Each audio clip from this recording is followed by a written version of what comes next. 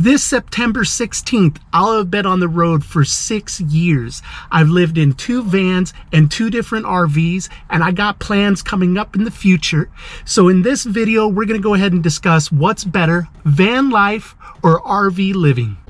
Oh, the day I break these chains, I'm bound for the life of the simple things.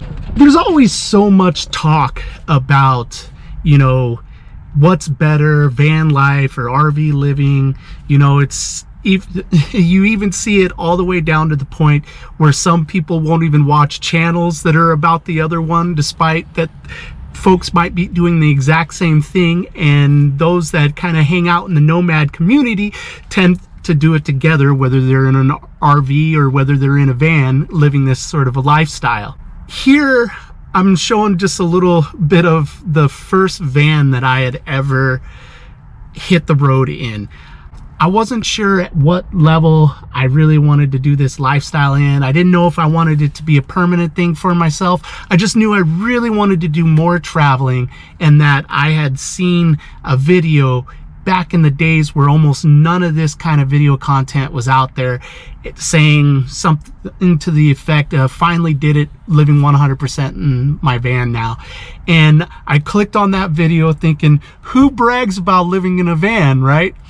And that started my transition into this lifestyle. So I sold my Lexus at the time, almost got nothing out of it after what I had owed for it to pay off the note, right?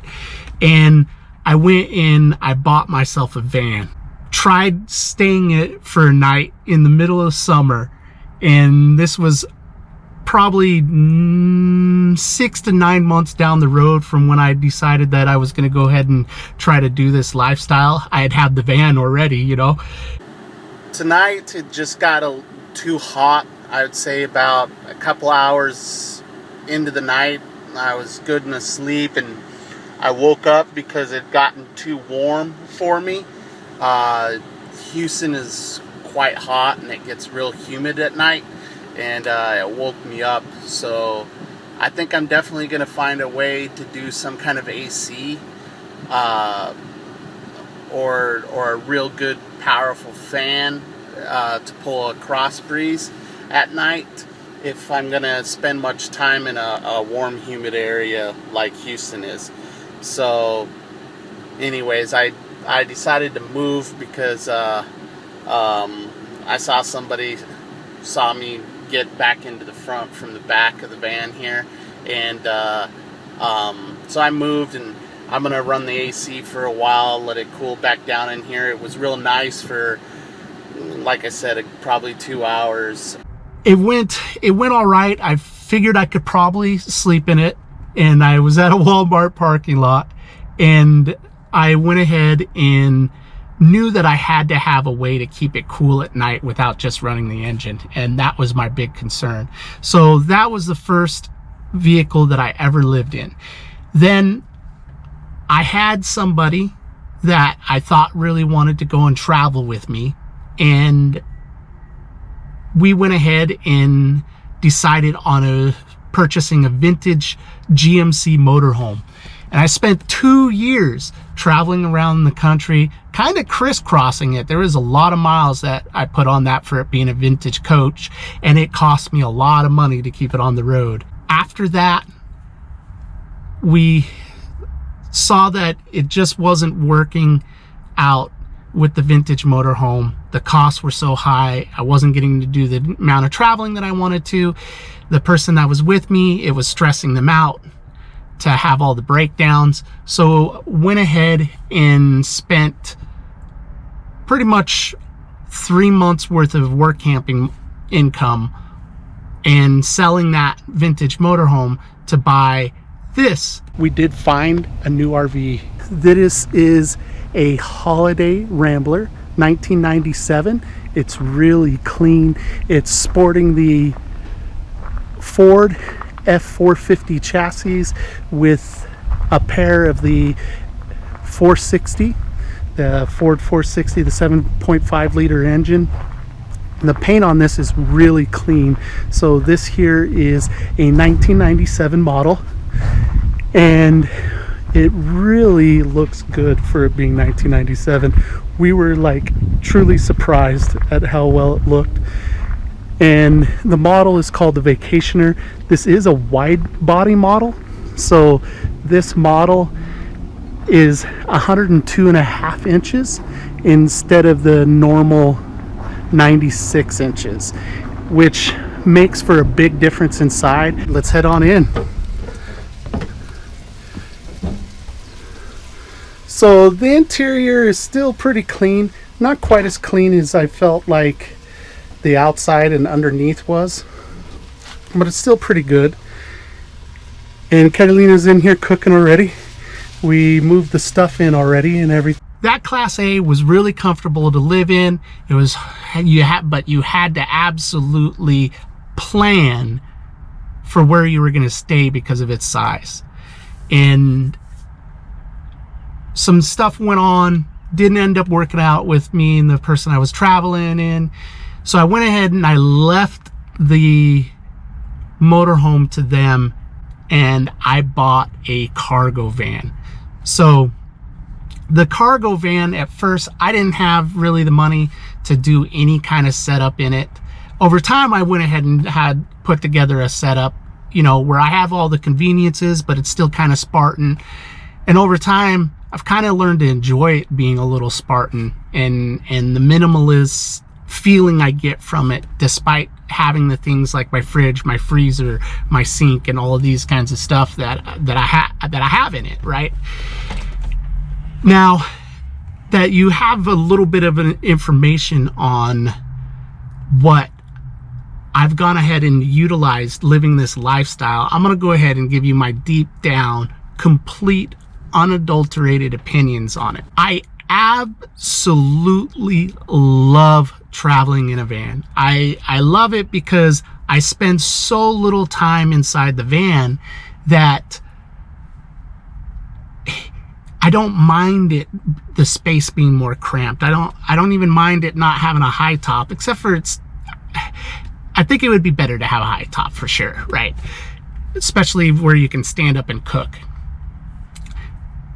But at the same time, is I really like it when I'm traveling in a van, because I don't have to plan anything.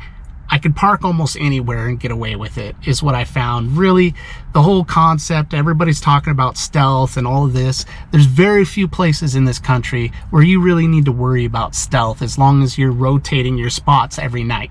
Stealth is more about not kind of being obvious and people seeing you and getting sketchy about you than it is about your vehicle looking whether like you could live in it or be living in it or not. You know, it's more about just not getting noticed and moving every day than it is what you have, as long as it doesn't take up too much space and cause a problem.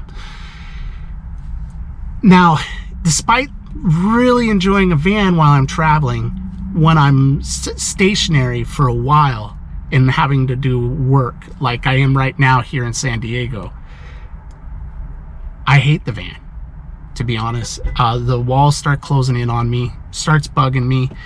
I'd say I don't really have a problem with it for the first 4 to 6 weeks, but once I get up around that 2-month mark, not only am I itching because I want to get on the road again, which is of course part of it, but I feel cramped, crowded. I don't like the stigma that goes with van life. There's still a lot of stigma behind it that you don't have quite as much of it with an RV.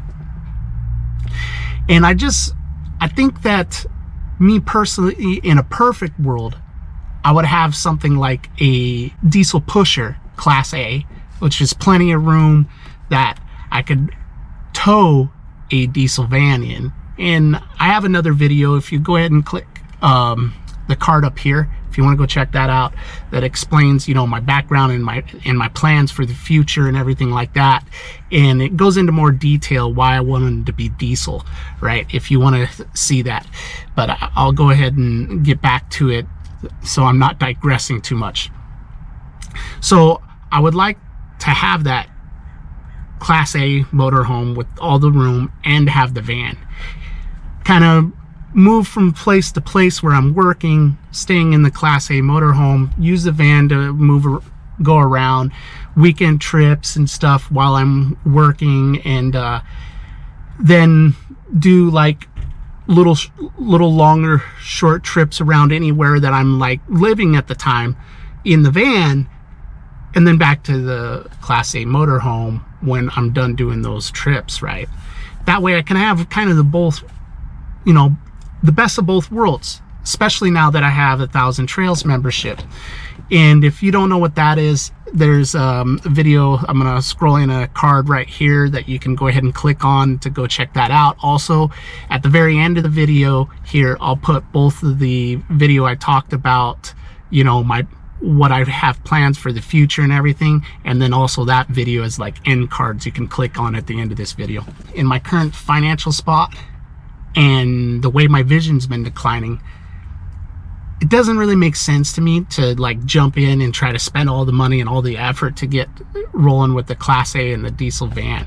And so I have another idea that I'm thinking about trying. I'm thinking of really considering doing a ultralight trailer. I haven't done a trailer before. I kind of always had an attitude about doing a trailer, so I'm really heavily contemplating it, and it won't be long before I make that decision and come out and let you guys know what I think. I don't really think anybody can sit there and tell you whether, you know, the right way to go is going to be a van for you or whether it's going to be an RV. You're going to have to go out and try it. I really suggest that you take the time, maybe do something where you rent a U-Haul van, okay? Throw a blow-up mattress back there. Go stay some places. Go stay somewhere cool, you know, like for a weekend, at least a weekend, if not longer. It'd be better if you could do it a week. Go hang out, have it be somewhere in nature so that you can enjoy it, feel what it feels like to be inside that space. Know what you can do and how you can handle outside. A great thing would be to hit free campsites for that feeling, so you know how it feels to not have the running water and the electricity and everything like that you wouldn't when you were out in a primitive camp spot. Then also try it for a night or two in a city so you can see how that feels for you, and then rent an RV for a week. Go feel what it's like to have an RV. And I think really, if I was to start this process all over again, I would absolutely go ahead and do it from that standpoint. You know, if I was just completely green and starting out. And really, to this point, after 6 years out on the road, I'm kind of thinking about I might want to move on from the van, unless it's going to be a thing where I would do a van and a trailer or something. There's some great things about doing the van life. I do think that once I am ready to go and do the Pan American Highway, a van would be where it's at. A little bit older, have a high top with a modest build out in it, not trying to get like social media fancy or anything, and to do that Pan American Highway journey. That way, if anything went down for me, any problems went down, it wouldn't totally just be a huge financial impact to, you know, ditch the van and fly back to the States if some country down south had become unstable. It's been a while since that's been a real concern for any amount of them down there, but there's always that possibility. You always have to be prepared for things like that, you know. I think I'm ready to go back and do the RV thing. And I think if you're going to live this lifestyle long term, most people are probably going to want to do it in an RV.